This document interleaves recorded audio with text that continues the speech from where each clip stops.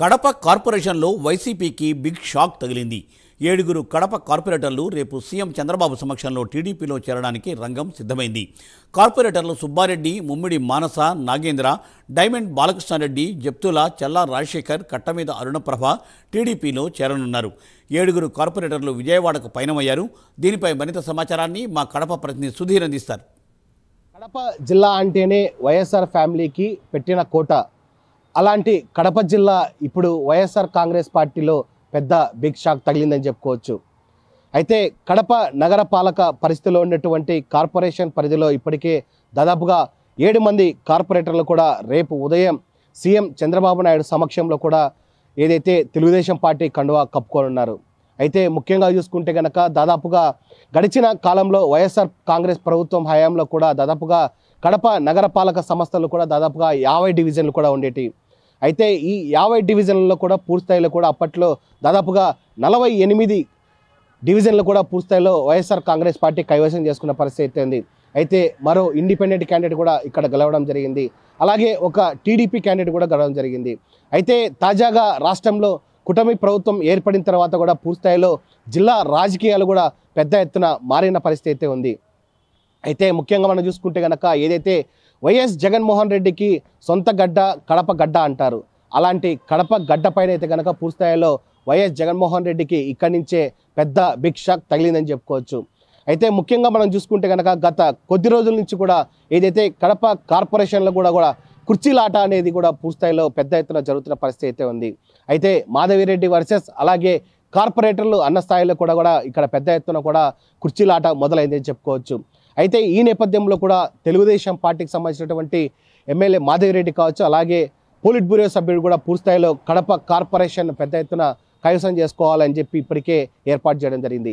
ఈ నేపథ్యంలో కూడా ప్రస్తుతానికి మనం కడప నగరపాలక సంస్థ వద్ద ఉన్నాం. ఇక్కడ చూసుకోవచ్చు ఏదైతే ఇదే కడప నగరపాలక సంస్థ కార్పొరేషన్. ఇక్కడ దాదాపుగా ఏదైతే మనం చూసుకోవచ్చు 50 డివిజన్లకు సంబంధించినటువంటి కార్పొరేటర్లు కూడా ఇక్కడే సమావేశం అవుతారు. పెద్ద ఎత్తున కూడా పూర్తిస్థాయిలో ఇక్కడే సమావేశాలు కూడా జరుగుతాయి. అయితే ముఖ్యంగా చూసుకుంటే కనుక ఏదైతే ఇప్పటికే 7 మంది కార్పొరేటర్లు కూడా పూర్తిస్థాయిలో అసహనంతో ఉన్న పరిస్థితి అయితే నెలకొందని చెప్పుకోవచ్చు.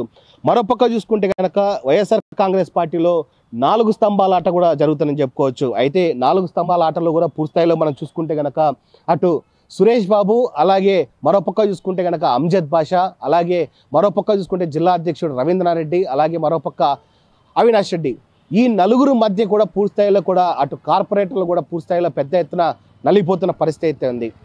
అయితే 4కి ఎటువంటి సమాధానం చెప్పుకోవాలనేటువంటి కార్పొరేటర్లు కూడా పూర్తిస్థాయిలో తెలుగుదేశం పార్టీ వాకిలు తెరవడంతో కూడా వీళ్ళందరూ కూడా ఏదైతే తెలుగుదేశం పార్టీ కండువా కప్పుకునేందుకు కూడా సిద్ధమయ్యారని చెప్పుకోవచ్చు. అయితే 3 దశలుగా మనం చెప్పుకుంటే కనుక ఇక్కడ ఏదైతే కడప కార్పొరేషన్కి సంబంధించినటువంటి కార్పొరేటర్లు కూడా సైకిల్ ఎక్కేందుకు సిద్ధంగా చెప్పుకున్నారు.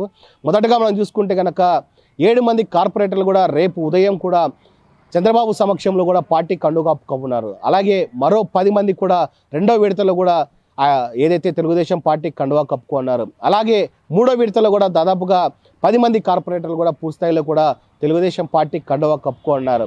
అయితే ప్రధానంగా ఇక్కడ మనం చూసుకుంటే కనుక ఏదైతే కడపలో జరుగుతున్నటువంటి 4 స్తంభాల ఆటలో కూడా పూర్తిస్థాయిలో కార్పొరేటర్లు వీళ్ళ 4 మధ్య నలగలేక ఈరోజు వీళ్ళందరూ కూడా సైకిల్ ఎక్కే పరిస్థితి అయితే కనపడుతుందని చెప్పుకోవచ్చు.